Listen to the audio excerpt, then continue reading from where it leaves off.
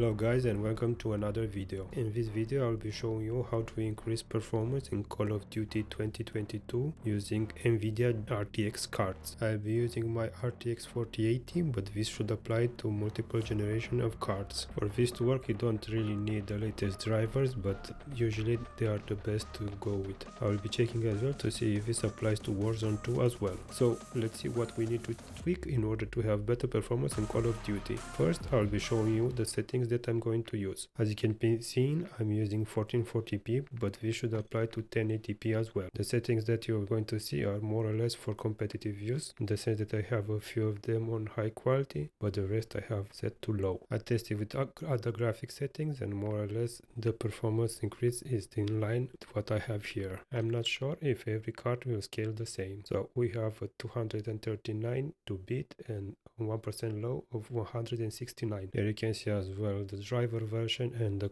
configuration that I'm using for this test. Next I'm going to show you what you need to do in order to increase your frames in this game. So in order to increase performance we need to activate the rebar profile for this game. Unfortunately NVIDIA doesn't have one, so we'll be using one that is already there. As you can see here we have one. I'm selecting this one and I'm enabling everything for it, and then I'm applying it so that we have rebar enabled for this game. If you are not sure how to do that, check the video in the top right corner. It will explain what you need to download and how to use it. Now let's have a look at a side-by-side benchmark run. Keep in mind that I am using the same computer to record and play, so performance is a little bit lower than what you will see at the end. My recommendation will be to do a test before enabling rebar and check to see the performance and compare it to the performance you get when enabling rebar. So here are the results: 239 against 252. This is with rebar on and off. We have increase in performance without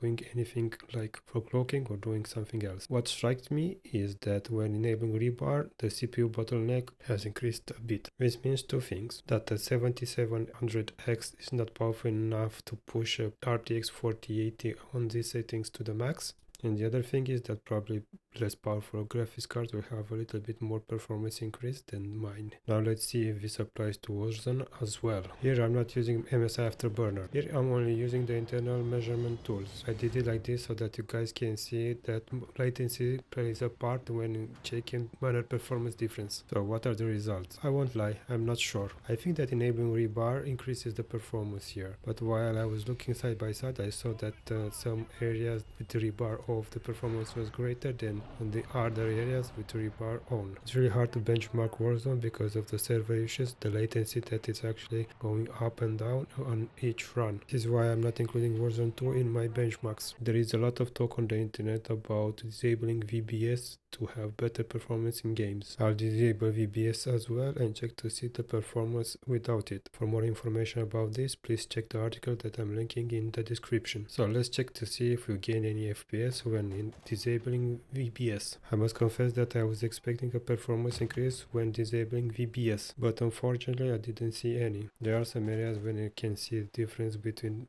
VBS on and off, but there is not much. So this means that in this game VBS disabled doesn't improve anything. In other games probably it would, but in this one no. Looking at the end results we see that there is no difference at all. Keep in mind that the difference that you see here are because of margin of error. I didn't do any averages, I just ran once with VBS on and another run with VBS off. I'm not sure if the same applies with less powerful CPUs. So what conclusion can we draw here? We saw that when enabling rebar we have performance increase. Bear in mind that this may vary between different hardware setups. What is important is that we have a minor performance increase when enabling rebar without doing anything special like overclocking or any other hardware tweaks. Thanks for watching guys, and if you like the video please hit the thumbs up button and subscribe to the channel.